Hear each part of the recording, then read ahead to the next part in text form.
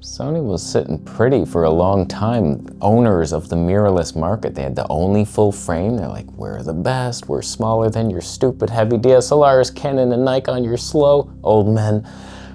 And eventually, Canon and Nikon gave in, and they're like, uh-oh, we better start making mirrorless. And they sucked at it for a long time, but now they kind of caught up again, and they have the brand name. Sony's a little electronic, stabby, green-skin-faced reptilian freaks. We gotta talk about Sony potential leapfrog coming, or do they just suck now? All I want is the perfect camera. All I want is the perfect camera. You know it doesn't suck? Buying a $5,000 camera to shoot HD footage. Canon R5II, of course. 50mm 1.2. EF, obviously. Could I get the 45mm to replace this lens? Never. It would probably autofocus worse, I'll tell you that much. So here's the deal. Once the Sony A7 III came out, Canon and Nikon started to panic a bit. They're like, they probably were already developing it for years, but they're like, shit, that's really good. That's better than everything we have. And their first offerings, the EOS R, you're joking, right? It's a glorious 1080p image. Better than this, cheaper. You could do no wrong. But it was kind of a joke when the 4K was like, there's a slight 75% crop. And Nikon's offering was actually like a A7 III replica. It was almost as good, just the autofocus was nowhere near. And it took them both a long ass time to where like they're now better than what Sony has. Now, usually in the past, we're seeing Canon tries a little bit and then Sony leapfrogs up into this new dimension where it's not even close anymore. They're like, shit, man. Oh boy, no, we can do 4K 60 with a crop. I swear we can. But now it's like Canon does 8K raw, 8K 60 raw. Like you're stupid, but like you do 4K 120, it looks decent. Line skip, oh no. Side rant. Everybody, God, I want to stab you. It does line skip, so therefore it's worse. It's softer and pleasing. It's a cinematic touch. You know nothing of our world. Side rant complete. So right now, our current situation is this. Canon R6III, 7K 60 RAW, 4K 120, HD 180, loser. Nikon Z6 III and ZR, 6K 60 RAW, 4K 120 RAW with a crop, which could be advantageous to your life. HD 240, not RAW, son of a... Sony A7 IV, what do you do? 4K 60 with a crop, normal, not even RAW. Cooked asshole. HD 120, you do nothing. You're Sony skin tones. Good autofocus, you're clinical. You're ugly, IBIS terrible. Who are you now? Like you're completely irrelevant in that market. You're thinking, I want a hybrid photo. What's Canon or Nikon? Sony, no. So the A7 V coming has a lot of pressure on Sony now, I would say. You have to leapfrog these two because Canon and Nikon have the brand name. Every photographer and their grandparents knew Nikon and Canon. That's what you shot. Some Pentax freaks are to stop typing, you stupid fingers. I hope one of them hurts. You get a bruise on your tip. Stupid mechanical keyboard. A lot of people say Sony's an electronic company, whereas Canon and Nikon, they're photo-centric first, like they're photographers, Japanese photographers. And they know the industry better, and they do have just better color science. They're more polished, the menus are easier to operate. For the most part, I actually enjoyed operating a Sony camera. I was one of the few. It was like, I can get everything I need here, what are you complaining about? But Canon, it's nicer color-coded menus. I don't know, Sony's up and down. But just like for the longest time, Sony was giving us 8-bit video. It was like nasty. In your S-Log3, you couldn't even grade the things, so everyone's using S-Log2, inferior dynamic range. So it's like, they were in that for a long time, and then they leapfrogged up to 10-bit 4K 120, and we're like, what?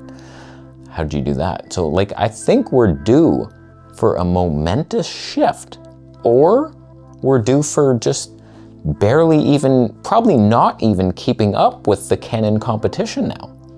I think that's the new reality. It's not gonna be a Sony leapfrog moment, because what could you even do at this point to leapfrog what they have done? Like, are you gonna go for 9K or something? Like, a stupid megapixel race is so annoying. But like, what are you gonna have Sony RAW? Like, I doubt it. Nikon bought Red, they have the patents for that. Canon somehow makes their own RAW that's not even really RAW, probably. They skirt around it. What's your offering right now? Improved autofocus, it's already perfect.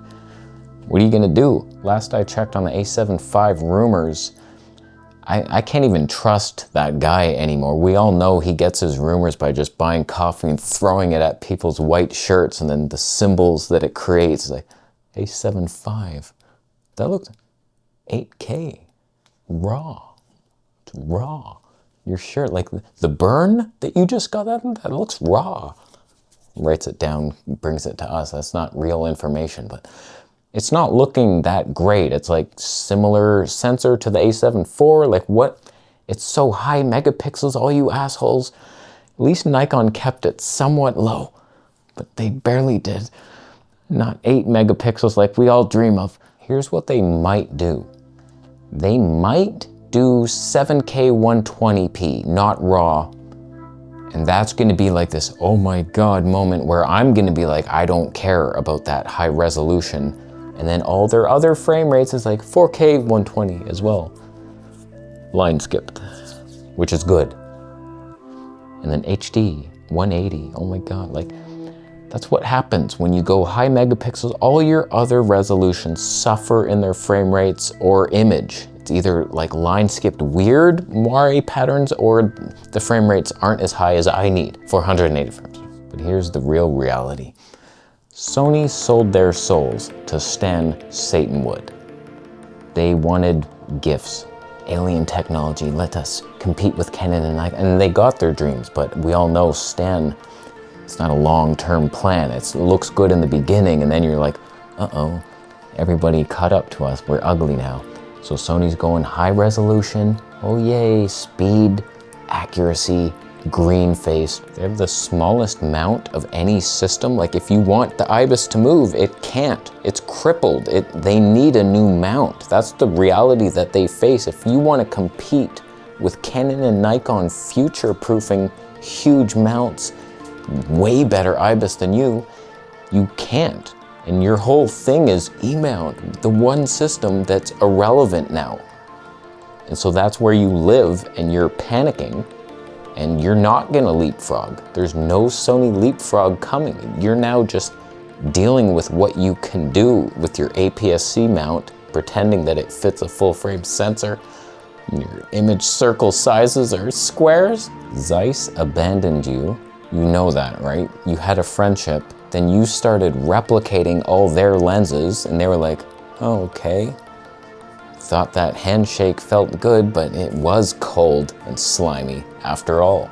So Zeiss, your only hope for good lenses, everything else, E-mount has the most lenses, the most clinical, flat, boring lenses. Yes, you do have that.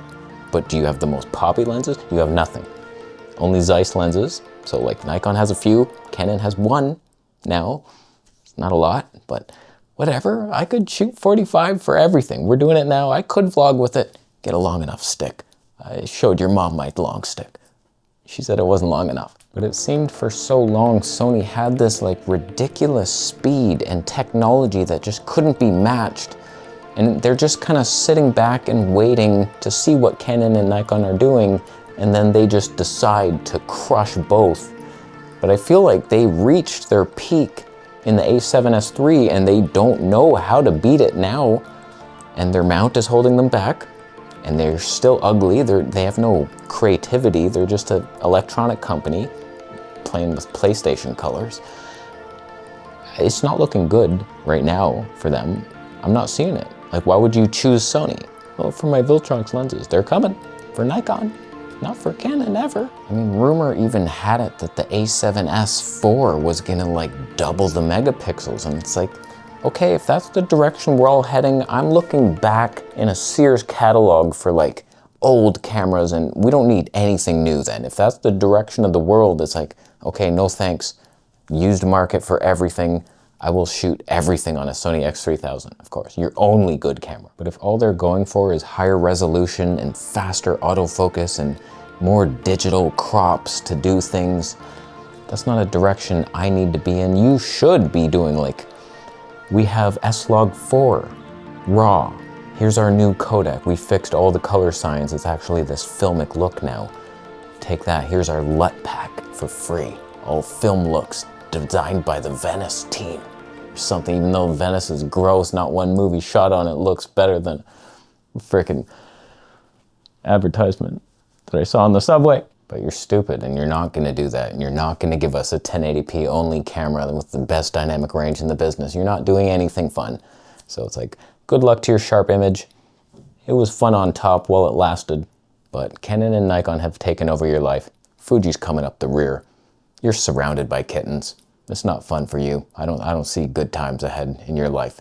So what do you think? What could the A7V even do at this point? I know there's millions of Sony shooters, and if anything, most of you are on Sony and they're obviously not dying. I get it. But like, I don't like you and you suck. So I'm the authority here, not you, monkey. Bitcoin. Monkey. Subscribe for me, Lucinda.